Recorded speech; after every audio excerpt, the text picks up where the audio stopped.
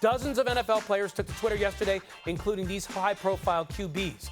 Chiefs quarterback Patrick Mahomes getting ready to report this week, hoping the NFL will come to agreement with the safe and right protocols so we can feel protected playing the sport we love. Hashtag we want to play. That was a common hashtag. The Saints, Drew Brees. We need football, we need sports, we need hope. The NFL's unwillingness to follow the recommendations of their own medical experts will prevent that. If the NFL doesn't do their part to keep players healthy, there is no football in 2020. It's that simple. Get it done, NFL. And the Seahawks' Russell Wilson striking a personal note. I am concerned. My wife is pregnant. NFL training camp is about to start, and there's still no clear plan on player health and family safety. We want to play football, but we also want to protect our loved ones. Again, the hashtag, we want to play. So we are so pleased right now to have NFLPA Executive Committee member Sam Acho join us on the show. Now, Sam, we saw those tweets, several NFL players, including many superstars, on safety and how to return. What more can you tell us about how the We Want to Play mission came about? Yeah, well, Ryan, the thing about the mission about We Want to Play is it's that simple. We really do want to play. We've been negotiating for months with owners about trying to find a safe and healthy return to work protocol. We've hired experts jointly hired by the NFLPA and the NFL, and those experts have made recommendations and the NFL has refused to follow them. Like what? Give me an example. So, for example, there's a 6-week return to play protocol that the health experts recommended as far as getting ready for a football game, right? 52 days away, 6-week return to work protocol. That protocol did not include 2, 3, 4 preseason games because the experts didn't think that was going to be beneficial for us getting back to playing football and starting a season on time. Well, the NFL heard those recommendations and essentially ignored those recommendations. And now they're trying to get players back with as many preseason games as possible with less than the 6 weeks to get ready for that first game. Now, Sam, we heard your sound before from earlier in the show. If the NFL doesn't come up with these plans, then players can't show up. So tell me specifically, what do you need to see from the league to tell your players, okay, you should show up now?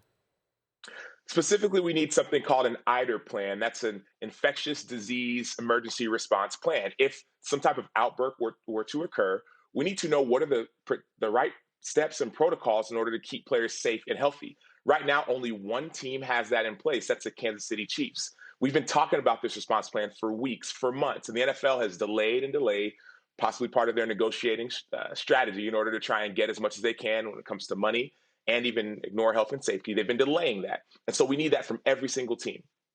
Why, what's interesting about this to me is they've had all this time to come to this point, and we know that negotiations often come into the last minute. But you talk about the delay. In your opinion, why do you think they're delaying, considering the fact that all over the country, this is sort of the most important issue? Is everybody going to be safe in their respective work environments? Well, it's strategy. Anybody who knows anything about negotiation, you also know that there's an issue of timing that comes into play. Specifically here, when you're negotiating as an owner with players, you want to try and bump those players up against a self-perceived timeline. The 28th is when we report. Some rookies report today. And so they've been delaying in their negotiations in order to try and squeeze as much as they can from the players. But as you've seen in the We Want to Play movement, the players are letting NFL know we desire to play, but we're also not going to put our health, our family's health, and society's health at risk. So is your sense that some of the biggest stars in the league are not going to show up? That's not my sense at all, Ryan. My sense is that the NFL will get things done. I think the NFL will listen. I think they know they have to. Because if there's not, put it simply, the NFL as an employer has a responsibility to create a safe and healthy workplace for their employees, the players. If those employees are not in a safe and healthy workplace, and they don't have to show up to work, simple as that. Yeah. And so if the NFL doesn't get it done, then I think players won't show up. But I think the NFL knows what's at stake, and I think they know they have to get something done. Okay. Now, we know that under the collective bargaining agreement, if players don't show up, they have to report or they face fines or penalties. So this is very interesting as it impacts the NFL rank and file. There are a lot of players out there that don't have a lot of money, that they need the game check. So how can those players that need that game check not show up if their families are relying on that check? Well, it's interesting you bring that point up. A lot of the players we're seeing on the screen, the Lamar Jackson, Saquon Barkley's, Aaron Rodgers, a lot of those players are making big money or about to make some big money, Christian McCaffrey as well. So they want to play as well.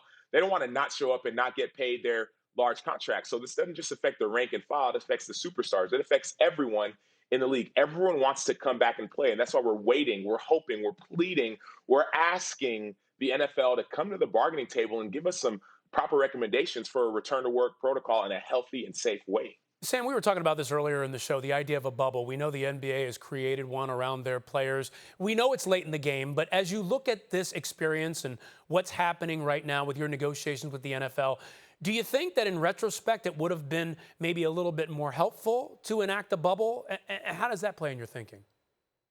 Yeah, well, it's funny. I got a book coming out in the fall called "Let the World See You," and in that book, I talk about this idea of bargaining with billionaires, how you go about these negotiations and try to make something happen. And oftentimes, when you are in somewhat of a bubble in a different perspective, right, a billionaire bubble, you're not thinking about the ways that certain athletes and certain players or people who are below you are affected.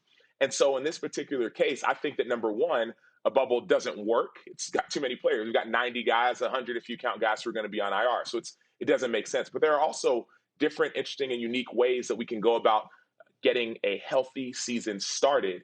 And I think that the players have been trying to recommend those ways to ownership. And I think the ownership needs to step up and listen. Just give me a sense, and I have a couple seconds left. We know you mentioned the back and forth, but you have only a couple of days to get this done. You mentioned that you think things are going to happen.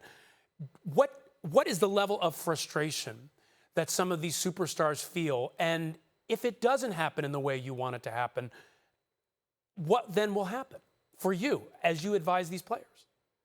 Yeah, well, I'm not frustrated. I don't think we're frustrated. I think we were a little bit perturbed in the fact that things weren't getting moved fast enough. But I believe that in the next 7 days, Okay. there will be a return to work protocol in place.